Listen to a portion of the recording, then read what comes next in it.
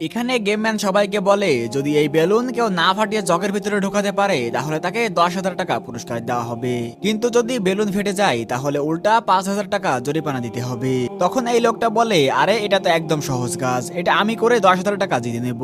এই বলে লোকটা বেলুন নিয়ে জগের ভিতরে ঢোকাতে যায়। এই তো বেলুন ফেটে গেছে, এবার তুমি 5,000 টাকা বের করো। এরপরে লোকটা 5,000 টাকা দিয়ে দেয়, যা এবার তো এখান থেকে বের হ। এই যে ভাই তোমরা আর কেউ গেম খেলবে? আরে না ভাই, আমরা কেউ এই গেম খেলবো না। এই বেলুন এই ছোট জগের মধ্যে কিছুতেই ঢোকানো সম্ভব না, তুমি শুধু শুধু আমাদের কাছ থেকে টাকা মেরে নিচ্ছ। তখন গেমম্যান বলে আরে ভাই এই বেলুন এই জগের ভিতরে ঢোকানো সম্ভব, শেষে আমি এই বেলুন জগের ভিতরে ঢুকিয়ে তোমাদেরকে দেখিয়ে দিব। যদি আমি ঢোকাতে না পারি তাহলে সব টাকা আমি তোমাদেরকে আবার ফেরত দিয়ে দিব। ভাই শোন, একটা বুদ্ধি পেয়েছি। গেমম্যান তো বলেছে এই বেলুন না ফাটিয়ে জগের ভিতরে ঢোকাতে হবে, আমি আগে সব পানি জগের ভিতরে ঢেলে দেব।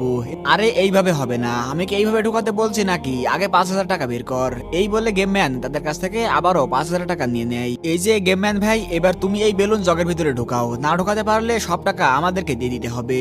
আচ্ছা ঠিক আছে, দাঁড়াও দেখো এবার আমি কিভাবে ঢোকাই। এরপরে গেমম্যান বেলুন ঢোকাতে গেলে তার বেলুনও ফেটে যায়, আর এরপরে গেমম্যান টাকা নিয়ে পালাতে শুরু করে দেয়।